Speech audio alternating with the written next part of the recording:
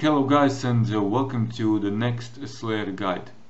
In this one we'll be dealing with Airuts, one of my favorite Slayer creatures and probably one of the best overall tasks in game. In order to be able to kill Airuts you need level 92 Slayer, and you can kill them in 3 different areas, so either on Maskap, in Piscatoris Hunter area or in Kuradal's dungeon. For killing Airuts we'll be using our melee setup, so of course chaotic rapiers as you can see right here, and bundles set, the usual stuff: Zalem Surgeon's Sling, Tyrannoqueer number 4, Blood Amulet of Fury, Mechscape, Penansaura, Mighty Slayer Helmet and Scrimshaw of Vampirism. In my inventory, Prayer Renewal Flask, Prayer Potion, couple of Sharks, Steel Titan for quicker kills, Spring Cleaner, Charming Imp and Magic Note Paper. I'm always picking up and noting their bones, which are currently worth 6.7k each at Grand Exchange. But if you are only on this task for experience, you can bring your Bone Crusher and crush the bones for additional prayer points. Experience is great, it's almost 2.7k combat and 800.2 Slayer experience. In addition to that, you can easily make over 2 million on task here, even without their rare and very rare drops, and 52 to 53% of the time they drop Crimson Charms. So once you teleport yourself to Kuradal, enter the dungeon and you want to go all the way to the north to the upper level. If you don't have high enough agility to be able to use these 3 shortcuts, you will need to go all the way around.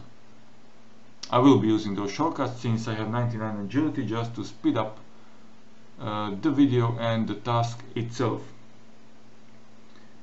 So from their drops, their common drops are GP anywhere from 2 to 10k, noted stuff, rune items, their rare drop is Sirenic Scale, and their very rare drop on task only is Razorback Gauntlets, level 90 melee power gloves, which are currently worth 1.3 million GP on Grand Exchange. They can drop Triskelion fragments, Kaigi's journal and Kaigi's journal pages, and of course Tasca mask pieces. As you can see right here, there are 2 different types of Airuts, but the only thing that's different is their combat stance. So the Airuts that are walking around on 2 legs are melee Airuts, and the ones on all 4 are ranged Airuts. They don't have a specific weakness, but since you are using melee, you want to be focusing on and killing ranged Airuts. They have 2 abilities that you want to be aware of. So each Airut starts with 16,875 life points. They have very high accuracy, 2458, and very high defense. Their passive ability is that their defense goes up as their life points goes down, so that prolongs the fight even longer. And other than that, they have the special attack, which you just saw.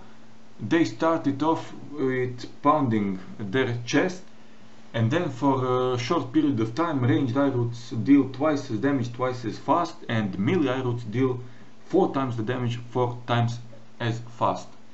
The best way to prevent that is by using stun abilities such as Flurry.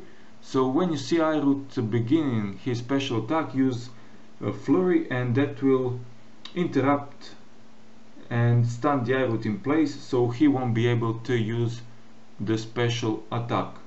Just make sure that when you use the ability like Flurry, you aren't surrounded by many Airuts, because you can tank 2 of them at times, but if you get stacked by 3 or 4 Airuts, you really won't last that long, and you will eat a lot of food. As you can see, they also drop some sharks, so that's why I only brought 2 with me. And yeah, always do your Airuts task, prefer them if you want, whether you're here for XP or drops or a combination of the 2. And that's all for this guide. I'll be seeing you tomorrow, and as always, enjoy.